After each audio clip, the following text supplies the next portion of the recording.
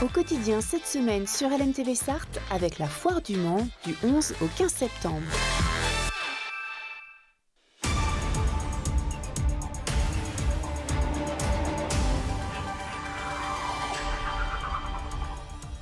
Bonsoir à toutes et à tous, nous sommes le mercredi 10 septembre 2025. Ravis de vous retrouver pour cette nouvelle édition d'Au quotidien, l'essentiel de l'actualité sur votre territoire en 15 minutes. 25 cheminots ont comparu au tribunal judiciaire du Mans ce mercredi pour dénoncer une atteinte au droit de grève envers la direction de la SNCF. Nous faisons le point ce soir sur cette demande, sur cette audience avec Julien Paléja, secrétaire général CGT des cheminots de la Sarthe.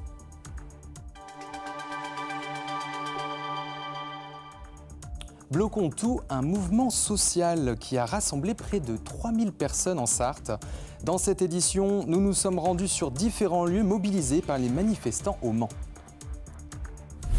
Elle fait partie des lauréats 2025 du Loto du patrimoine. La cantine scolaire Le Corbusier Woganski à Marson, classée monument historique, a besoin de se faire une beauté. Et puis la Fab Academy au Mans reçoit un champion français de Formule 1, Esteban Ocon, à découvrir à la fin de cette édition. Une journée de manifestation et de blocage en ce mercredi 10 septembre. Dès le matin, près de 200 manifestants ont réalisé un barrage filtrant au niveau de la patte d'oie d'Allonne, causant d'importants ralentissements avant de se rendre au carrefour de la Pointe. Nous étions sur place. Dernière voiture à passer, les autres doivent s'armer de patience. Au carrefour de la Pointe, un barrage filtrant s'installe à 9h30 ce mercredi. Certains tentent d'en sortir et expriment leur colère. D'autres prennent leur mal en patience et se montrent compréhensifs. Le droit de grève en France ça existe, donc moi ça me... Bon, si on ne reste pas toute la matinée bloqué, je peux comprendre, après c'est une question de temps je pense, avant tout. Au-delà du blocage et de cette convergence des luttes, le mot d'ordre ici, c'est la destitution du président de la République. La revendication principale, c'est on fiche Macron dehors et tous ces gens qui veulent continuer à pratiquer une politique contre le peuple. C'est ça qu'on veut surtout, et récupérer de la démocratie dans ce pays. Un lieu stratégique pour informer et interpeller le plus de personnes. Vers 10h15, les manifestants ont levé le camp du Carrefour et poursuivent le mouvement. Autre action menée au petit matin, les blocages des lycées d'Estournel de Constant à la Flèche, ainsi que de Bellevue au Mans. Anthony Piton était sur place. Les poubelles servent de barricade. Au lycée Bellevue, le blocage est total. Aucun élève ne peut entrer dans l'établissement. Le principe, c'est de bloquer tous les élèves, donc seconde, première et terminale, parce qu'il faut impacter quand même les gens, notamment les élèves du lycée, pour qu'ils entendent la cause qu'on défend. Les revendications sont déployées à l'entrée du lycée, la fin de la guerre à Gaza, l'abandon des politiques d'austérité, les droits des travailleurs ou encore une grande réforme du système scolaire. On veut plus d'argent pour les écoles publiques, pour les lycées, pour les facs. On aimerait aussi peut-être refondre un peu le système éducatif français avec des horaires qui sont assez durs à tenir.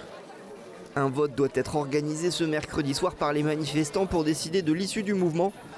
Beaucoup de bloqueurs ont aussi participé à la manifestation dans le centre-ville du Mans ce mercredi. Du côté des enseignants, dans l'ensemble des établissements scolaires de la région, un peu plus de 3% ont participé au mouvement de grève et près de 8,5% du personnel de vie scolaire, selon les chiffres communiqués par l'Académie de Nantes.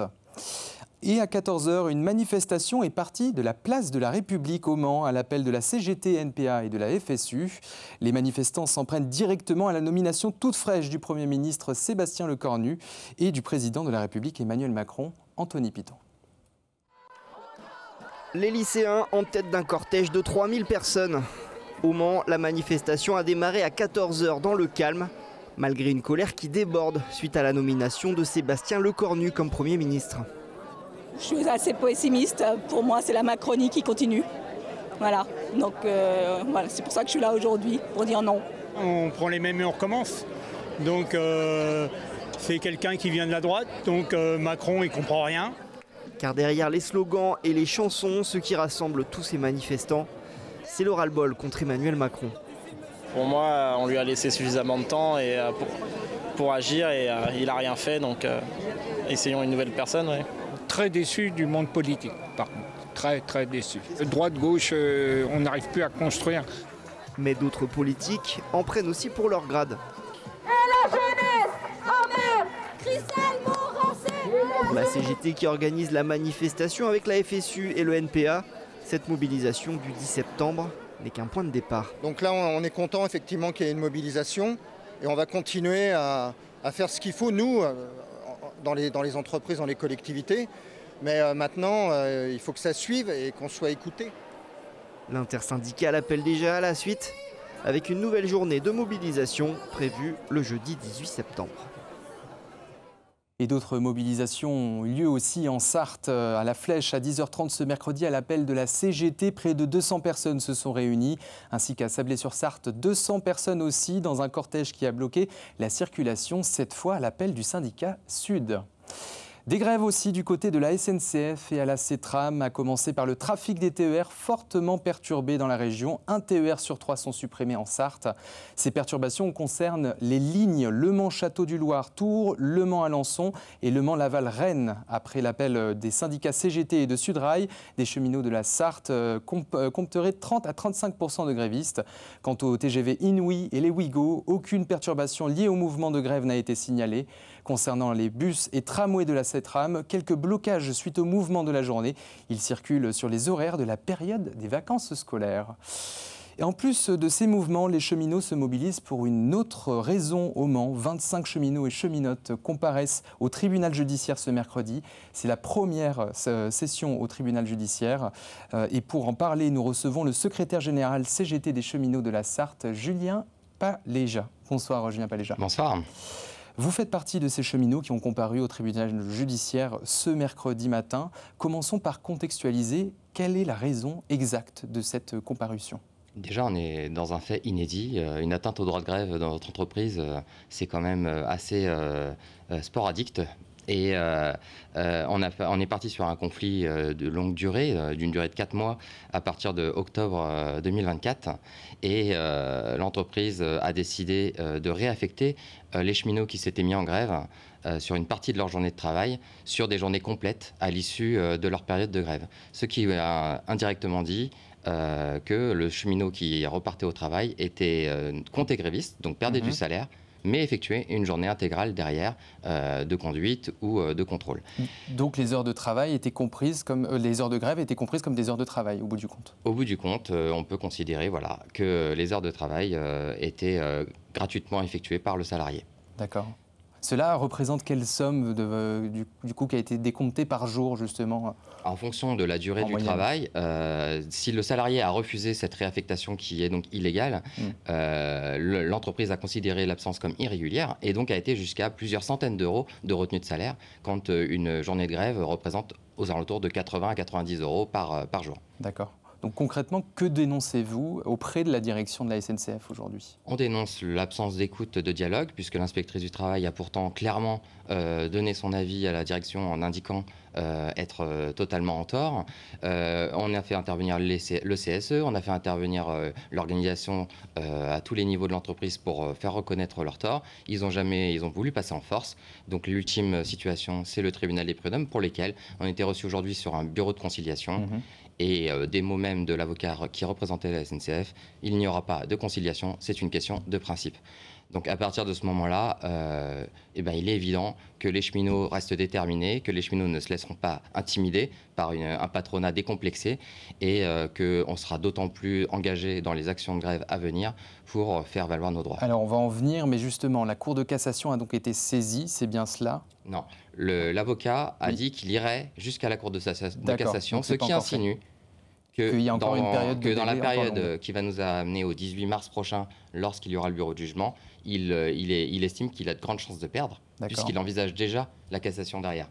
Donc il pense perdre en première instance, il pense perdre en appel, et donc il envisage d'aller jusqu'en cassation. Tout ça est une question de timing pour essouffler le mouvement ouvrier et ainsi mettre un peu de pression sur le corps cheminot qui, historiquement, est quand même une corporation qui a régulièrement été locomotive des mouvements sociaux. Donc insatisfait, on le comprend bien, de cette séance, de cette première séance. Que comptez-vous faire dans les prochains jours, Julien Paléja ? Alors déjà, on va s'adresser aux cheminots pour relater ce qui s'est passé aujourd'hui. On est sur une action d'autant plus aujourd'hui qui a été largement suivie, notamment à la SNCF, mais dans le monde du travail en général.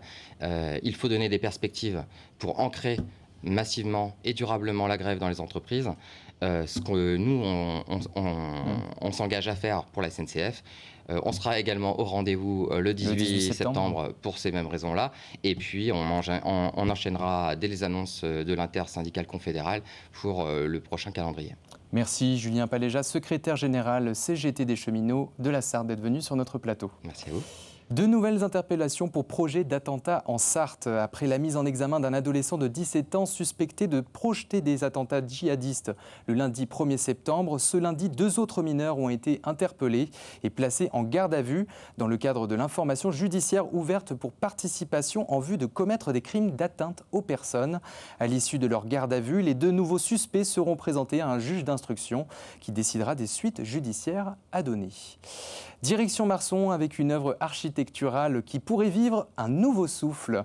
Début septembre, le Loto du patrimoine désigne pour sa 8e édition 102 sites départementaux recevant une aide pour être restaurés.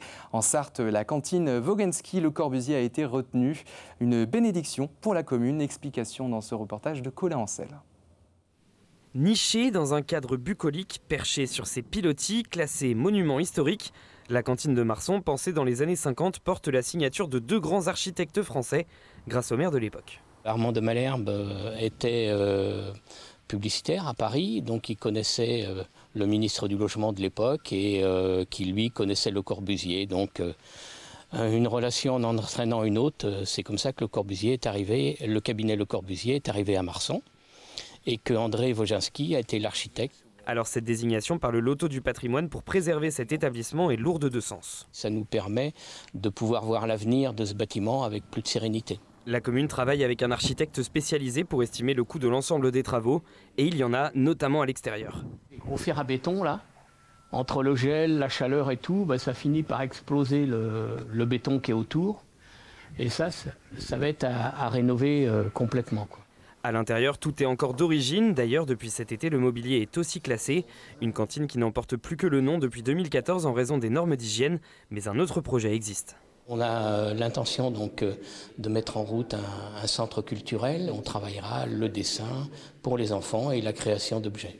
Un lieu qui pourrait s'offrir une cure de jouvence tout en respectant l'histoire. Les portes de la cantine de Marson seront ouvertes pour les journées du patrimoine les 20 et 21 septembre prochains. Et puis une image à vous montrer, c'est celle du pilote de Formule 1 Esteban Ocon en visite dans les nouveaux locaux de la Fab Academy. Pour quelle raison ? Eh bien parce que la plupart des machines utilisées pour former des centaines de personnes chaque année au métier de l'industrie sont de la marque As, partenaire de la Fab Academy du Mans et sponsor de l'équipe du Français en Formule 1. Celui-ci n'a pas souhaité s'exprimer à notre micro, mais il a rencontré et échangé avec les jeunes avant de se livrer à un petit défi sur le simulateur, comme vous le voyez sur ces images. Une présence appréciée par l'établissement. On écoute Fabienne Ardouin, directrice de développement de la Fab Academy. Esteban, c'est un jeune homme, c'est un compétiteur, donc c'est des valeurs qui nous sont chères. Et puis vous avez vu, ce qui était le plus intéressant, c'est de voir le regard des jeunes qui sont autour de lui, qui sont quand même très fiers d'être à la Fab Academy auprès d'un coureur comme Esteban Ocon. Et ben ça, c'est ce qui donne le sens à ce type de partenariat. Voilà pour l'essentiel de l'actualité sur votre territoire. À l'occasion de l'Open Ping Pong Parkinson France qui se déroulera ce week-end du 13 au 14 septembre au Mans, nous recevrons Madame Grindorge, membre de l'association Mancel qui organise l'événement ce jeudi soir. Retrouvez-nous en direct du lundi au vendredi de 18h45 à 19h pour Au Quotidien. Tout de suite, retrouvez 3 nouvelles émissions sur LMTV Sarthe. Championne présentée par Laure Girard, suivie d'Escoscopie présentée par Pascal Brulon et Place du marché présenté par Julien Sénéchal. Et puis retrouvez aussi tous nos contenus en replay sur notre chaîne YouTube d'LMTV Sarthe. Toute l'équipe de la rédaction vous souhaite une très belle soirée et à demain.